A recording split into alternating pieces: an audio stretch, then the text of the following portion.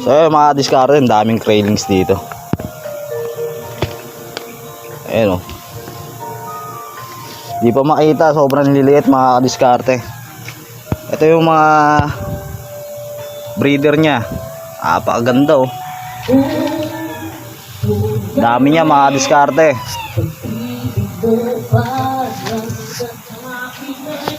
Kung gusto nyo mag-order ng mga crayfish, ay bibigay ko lang dito sa screen yung contact nya para makontak nyo siya.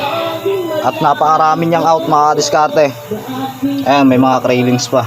Dami sobra. Halos na sa 1,000 yata ang crailings niya rito. At yung mga 1 inch andito rin. Yung mga malalaki rin dito. Tapos ang maganda dito yung marble niya. Kasi hindi na kailangan ng male to. Female lang. Nagbe-breed na, nag-egg na. So yung mga diskarte, punta lang kayo rito. At napakaganda nung mga mga crayfish. At dito kayo mamamangha dahil iba-iba yung strain ng kanyang mga crayfish. Si bossing o. Sama mo yung bita. Ito yung mga beta nya.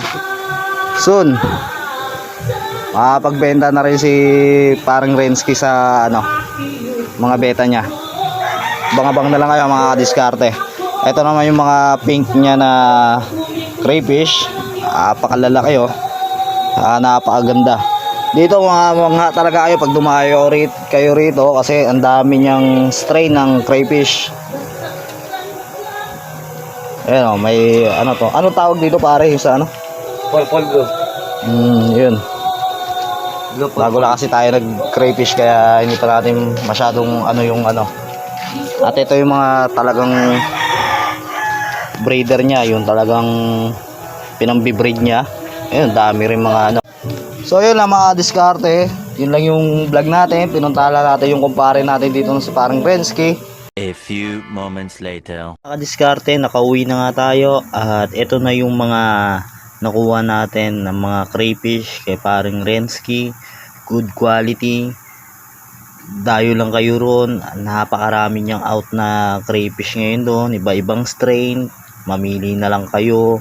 Kung sa mga malayo naman, pwede nyo naman ipalalamove. At hingiin nyo yung mga videos na gusto nyong strain at dun kayo mamili. So yun lang mga kadiskarte. Huwag nyo na lang kalimutan mag-like, comment, pa-share na rin at mag-subscribe na kayo sa ating channel. At papindot na rin yung notification bell para updated pa kayo sa mga susunod nating videos. Maraming salamat!